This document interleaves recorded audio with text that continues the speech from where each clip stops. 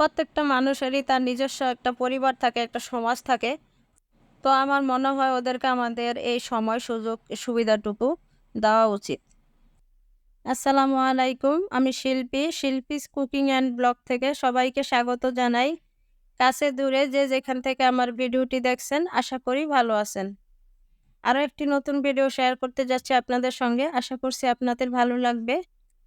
আর আমার এই ভিডিওটির কোনো অংশ যদি আপনার ভালো লেগে যায় তাহলে প্লিজ ভিডিওটিতে একটি লাইক দিয়ে ভিডিওটি কন্টিনিউ করবেন। তো আমি আজকের ভিডিওটা শুরু করেছি সকালবেলা থেকেই।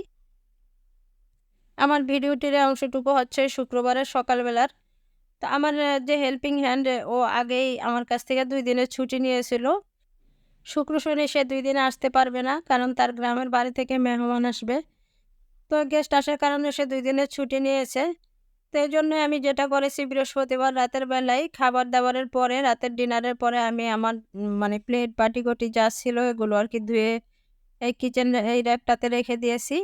এবার সকালবেলা আমি যেহেতু কিচেনে এখন নাস্তা বানাবো, তো আগে আমি এগুলো গুছিয়ে রাখছি। যেটা যেখানে সেইখানেই রেখে দিচ্ছি। এতে করে আমার পরবর্তী কাজগুলো করতে সুবিধা হবে। কারণ নাস্তা বানানোর সময় আমার অনেক কিছু হয়তো ময়লা হবে, তখন আমি সাথে, সাথে ধুয়ে আবার এখানে রেখে দিতে পারবো। তো এজন্য আগে আমি এগুলো গুছিয়ে নিচ্ছি। তো আমার প্রিভিয়াস ভিডিওতে আমি শেয়ার করেছিলাম আপনাদের সঙ্গে যে আমি কিচেন র‍্যাকের থেকে কিছু বাটি নিয়ে আমার কিচেন ক্যাবিনেটে রেখেছি। তো এই সেই কিচেন ক্যারেটটা আরকি। এখানেই আমার নিচের যে একদম থাকটা, এই থাকেই ছিল আমার বাটিগুলো। তো অনেক বেশি বাটি হয়ে যাওয়ার কারণে যেটা হতো আমার আরকি সমস্যা হতো যে একটা সরিয়ে তারপর আরেকটা নিতে হতো। তাই আমি এখান থেকে কিছু নিয়ে তারপর কিচেন ক্যাবিনেটে রেখেছি। আগের ভিডিওতে আমি দেখিয়েছিলাম যে ক্যাবিনেটে নিয়ে গুছিয়ে রেখেছি, কিন্তু এর একটা দেখাইনি। যেহেতু এর একটা খুবই ছোট, তো বাটি বা কাপ পিরিচ বেশি থাকলে হয় কি সমস্যা হয়। আনা নেওয়ার সময় একটু তাড়াহুড়া করে কাজ করার সময় দেখা গেছে যে একটু সমস্যা হয়ে যায়। তাই আমি এখান থেকে কিছু বাটি, কাপ পিরিচ একটু সরিয়ে রেখেছি। এই ক্যাবিনেটে কিছু বাটি আর পিরিচ এনে রেখেছিলাম আসলে কাজের সুবিধার জন্য। ওই যে বললাম বেশি হিবিজিবি হলে হয় কি তাড়াতাড়ি কাজ করতে সমস্যা হয়ে যায়। তো এই তো প্লেট বাটি-ঘটি গুছিয়ে আমি এখন সকালের নাস্তাটা রেডি করে নিচ্ছি। যেহেতু শুক্রবার সবাই খুব রিল্যাক্সে ঘুমাচ্ছে এসি ছেড়ে। আর আমাদের গৃহিণীদেরকে দেখেন বছরে ৩৬৫ দিনই হচ্ছে কাজ করতে হয়, ডিউটি করে যেতে হয়। আমাদের ছুটি নাই আসলে। তো এখানে আমি হচ্ছে কলিজা ভুনা করে নিচ্ছি। যেহেতু শুক্রবার আজকে আর রুটি বানাবো না, ভাবছি রুটি পরোটা না। কারণ আমার বাসায় সপ্তাহে ৬ দিনই হচ্ছে রুটি পরোটা খাওয়া হয় সকালের নাস্তায়। আর এই শুক্রবারে একটা দিন খিচুড়ি অথবা বিরানি এই ধরনের কিছু আরকি আয়োজন করা হয়। তো একে তো হচ্ছে শুক্রবার, শুক্রবারের আয়োজন রান্নাবান্না একটু বেশি থাকে, প্রোগ্রাম থাকে। আর আরেকদিকে হেল্পিং হ্যান্ড আসবে না, এই নিয়ে তো আমার মানে নাজেহাল অবস্থা। তারপরেও কি করা, করতে হবে। কারণ ওদেরও তো পরিবার, সমাজ ওদেরও তো আছে, ওদেরকেও তো আমাদের সেই সুযোগটুকু দিতে হবে।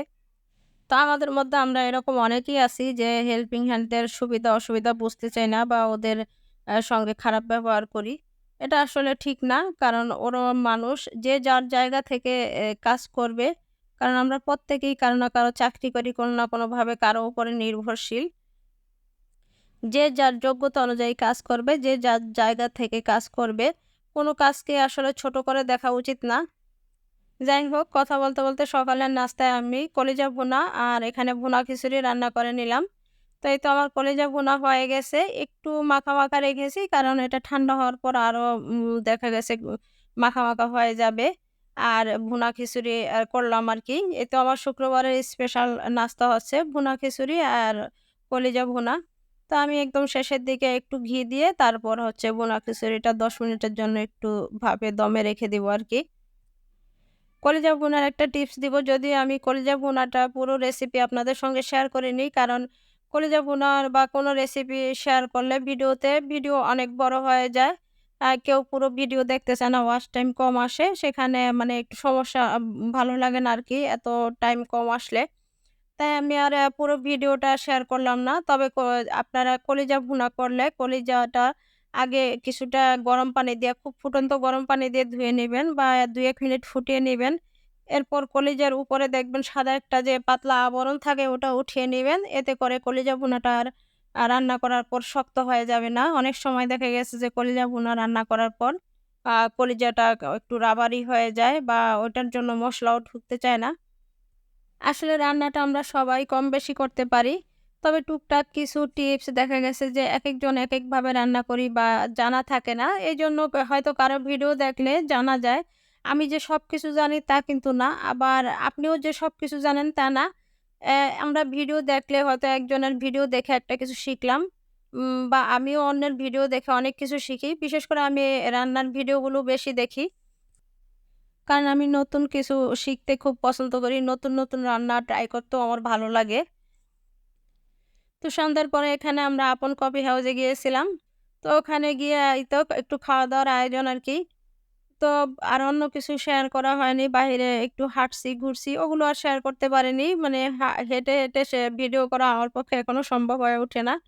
তো আজকের মতো আমি এখানেই বিদায় নিচ্ছি। দেখা হবে নতুন কোনো ভিডিও নিয়ে। সেই পর্যন্ত সবাই ভালো থাকবেন, সুস্থ থাকবেন। আল্লাহ হাফেজ। আসসালামু আলাইকুম।